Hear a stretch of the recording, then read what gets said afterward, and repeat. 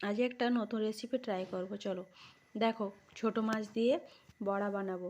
তো দেখো, প্রথমে ভালোভাবে ধুয়ে নিলাম, জলদি করে ধুয়ে নিলাম বার কয়েক দিয়ে ধুয়ে নিয়ে বেসন দিলাম, হ্যাঁ পেঁয়াজ দিলাম, কাঁচা লঙ্কা দিলাম, কী বলে কালো জিরে দিলাম, হলুদ দিলাম, লবণ দিলাম, সব একসঙ্গে দিয়ে ভালো করে মেখে নিয়ে বড়াগুলো ভেজে নিলাম।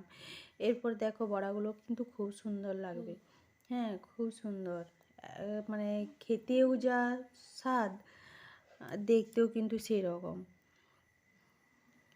তোমরা এই মাছকে কে কী নামে ডাকো সেটা অবশ্যই বলো।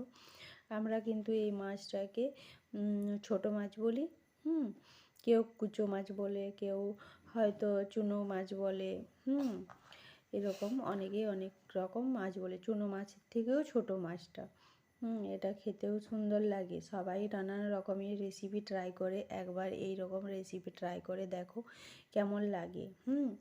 আমার তো খুব ভালো লেগেছে, তোমরাও একবার ট্রাই করো। ঠিক আছে, আজকের মতো এখানেই, দেখা হচ্ছে পরের ভিডিওতে।